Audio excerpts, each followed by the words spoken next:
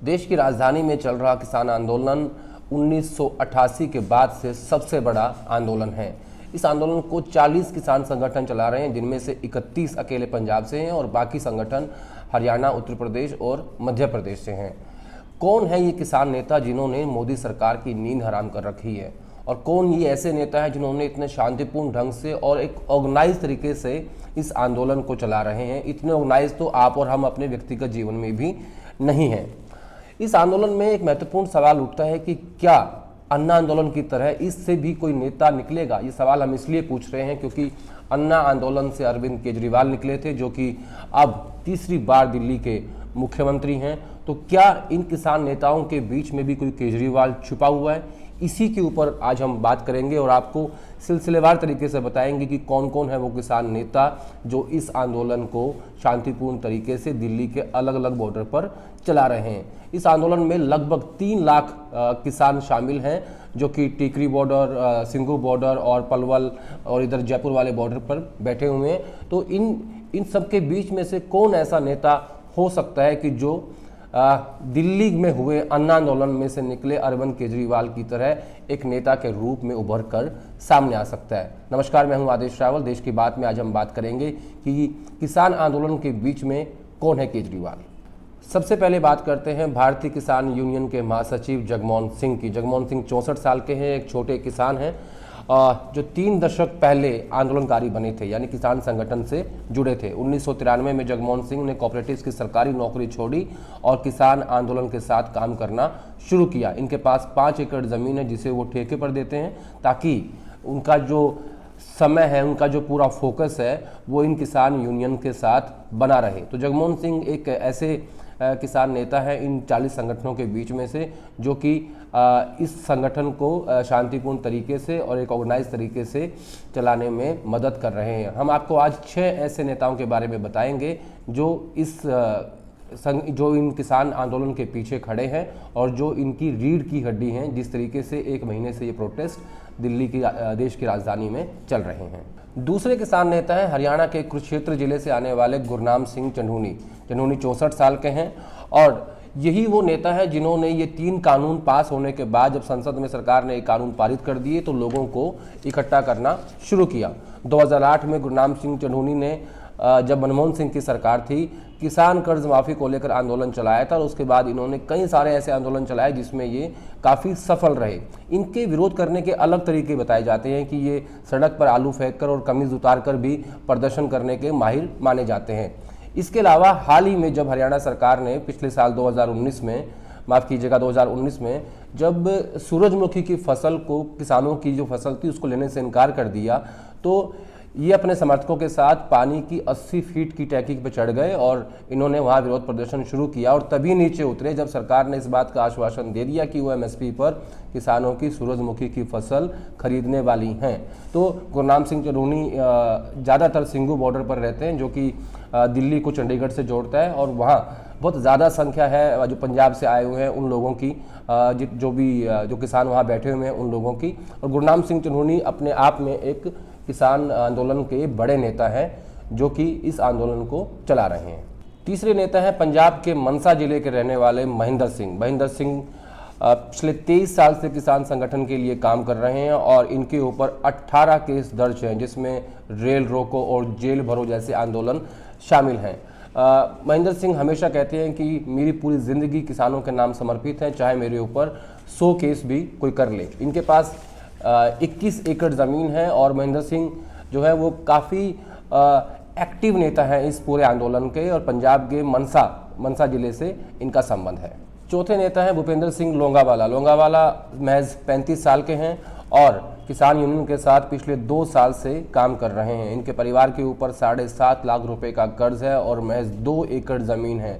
बावजूद इसके कि परिवार पर कर्ज है और बहुत कम ज़मीन है, उसके बावजूद भी इनकी पूरी ज़िंदगी, इनका पूरा काम किसानों के मुद्दों के आसपास ही भटकता रहता है। भूपेंद्र सिंह लोंगावाला का मुख्य उद्देश्य इस आंदोलन में है कि वो ज़्यादा से ज़्यादा छात्रों और युवाओं को इस आंदोलन के साथ जोड़ सकें। 5वें किसान नेता हैं मोगा जिले के छोटे से गांव कोकड़ी कला के रहने वाले सुखदेव सिंह। सुखदेव सिंह एक पूर्व अध्यापक है। उन्होंने 48 साल की उम्र में सरकारी नौकरी से इस्तीफा दे दिया ताकि वो किसान संगठनों के साथ काम कर सकें। इसके अलावा इन्होंने बीएससी और बीएड की पढ़ाई की है और इनके पास 2.5 एकड़ ज़मीन है।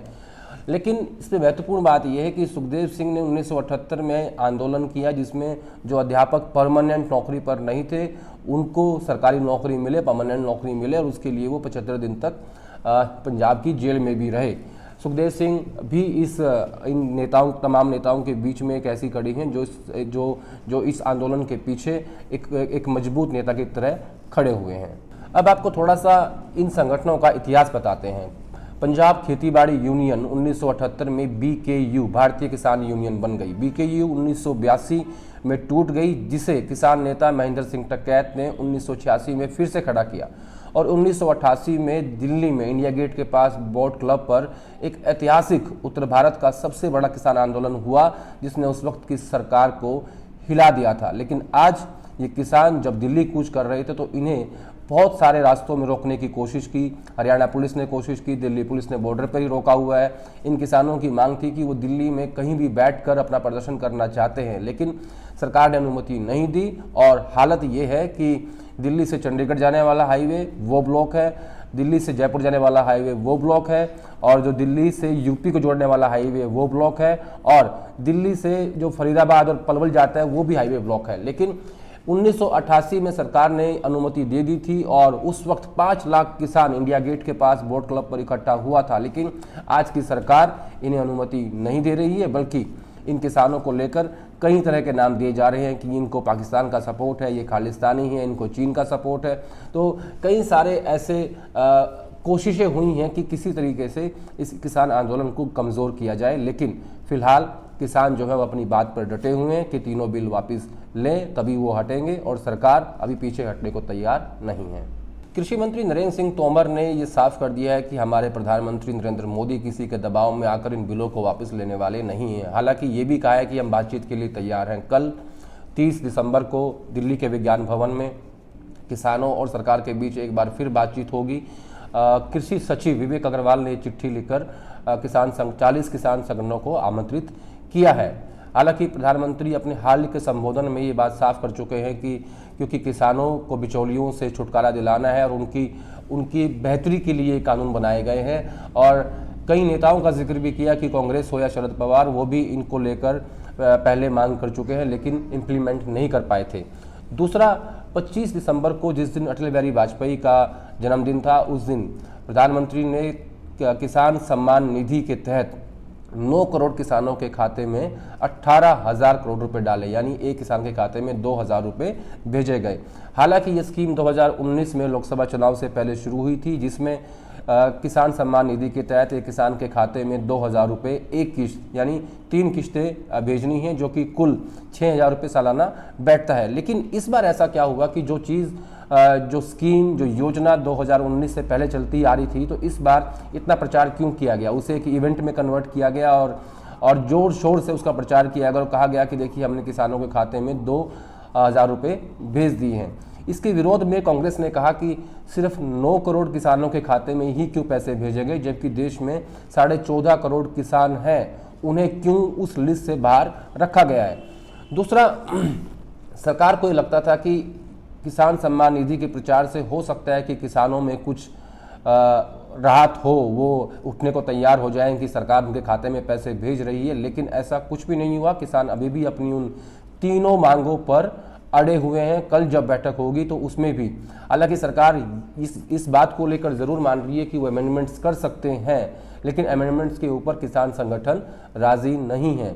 उनकी एक ही मांग है कि इन तीनों कानूनों को वापस लिया जाए। हालांकि सरकार ने कोई ज़्यादा लचीला व्यवहार अभी नहीं दिखाया है। सरकार अपने आप में अड़िग है कि नहीं, हम ये कानून वापस नहीं लेंगे। प्रधानमंत्री जी मजबूत हैं और वो किसी के दबाव में आने वाले नहीं हैं। इसके अलावा 30 दिसंबर को संगठन और सरकार के बीच बातचीत होने जा रही है और इन सब के बीच में कुछ लगभग तीन दिन पहले कांग्रेस के पूर्व अध्यक्ष राहुल गांधी और राज्यसभा विपक्ष के नेता गुलाम नबी आज़ाद ने राष्ट्रपति से मुलाकात की थी और उन्होंने 2 करोड़ किसानों के हस्ताक्षर वाले पत्र को राष्ट्रपति को सौंपा था। उसमें भी इसी बात की मांग रखी गई थी कि किसी भी तरीके से ये बिल वापस लिए जाएं। लेकिन जब जब इसको कानून बनाया गया था संसद के अंदर, तब भी कांग्रेस विपक्षी पार्टियों ने इसका विरोध किया था, लेकिन कोई फायदा नहीं हुआ। फिर उसके बाद सितंबर में ही जब इन कानूनों को पारित कर दिया गया, तो राहुल गांधी ने पंजाब से 3 दिन की ट्रैक्टर यात्रा की शुरुआत की थी, जो कि हरियाणा से होते हुए आई थी, और उसके बाद ही इन विरोध प्रदर्शन की, इन आंदोलन की नींव रखी गई थी, जिसके बाद 1 महीने तक जो किसान थे वो पंजाब में प्रदर्शन करते रहे। वहाँ रेल रोको और जेल भरो जैसे आंदोलन चले, और उसके बाद इन किसानों ने दिल्ली की तरफ कूच किया। अब 1 महीने से ज़्यादा हो गया है और 45 से ज़्यादा किसानों की मौत हो चुकी है, लेकिन सरकार मानने को तैयार नहीं और किसान उठने को तैयार नहीं।